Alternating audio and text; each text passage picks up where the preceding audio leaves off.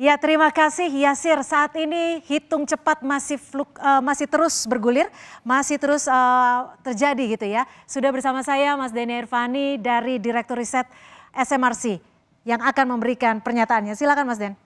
Baik, Cynthia, terima kasih. Dari hasil quick count kita SMRC sampai sampai waktu ini, detik ini, data masuk sudah di atas 50% dan pasangan 02 dapat elektabilitas atau dukungan sebanyak 58,15%, lalu 01 25,27% dan 03 16,58%. Jaraknya secara statistik itu jarak yang signifikan. Ya. Artinya bisa disimpulkan memang 02 unggul dari dua calon yang lain. Itu satu. Yang kedua, dibandingkan dengan cut off 50%, itu pun signifikan statistically.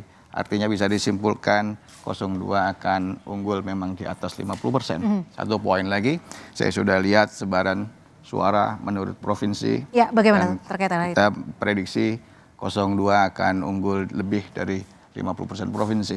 Lebih dari 50% provinsi? Ya, di sekitar 20% ke atas itu kelihatannya akan unggul 02.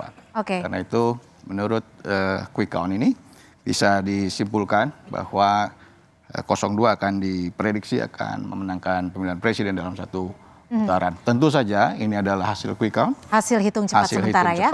Sebuah estimasi yang punya manfaat tentu saja bagi kita semua. Kita tapi harus menunggu hasil rekapitulasi KPU sampai mereka mengumumkannya kepada masyarakat. Oke, Mas Den, kalau tadi pada pukul 14 masih fluktuatif, data terakhir ini penghitungannya masih fluktuatif atau sudah stabil?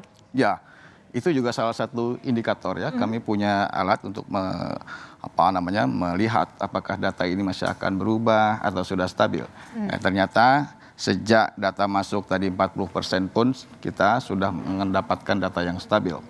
Memang data banyak masuk dari Indonesia Timur, Tengah, Barat ada yang belum masuk, tetapi kita melakukan analisis statistik dengan pembobotan data.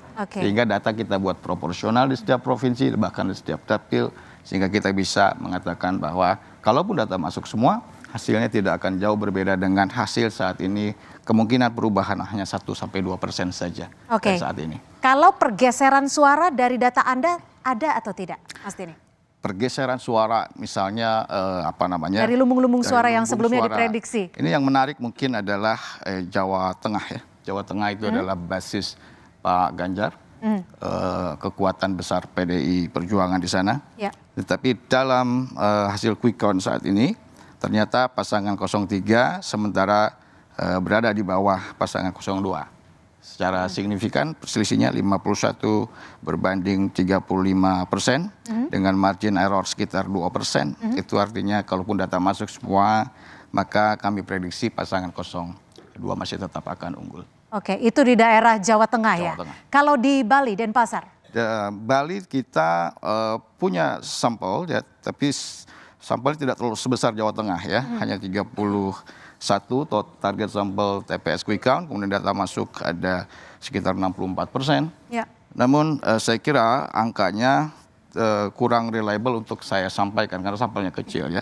Yang bisa saya sampaikan mungkin adalah selisihnya juga relatifly sangat besar antara 02 dengan 03 sebagai urutan keduanya dengan selisih sekitar 15-20%.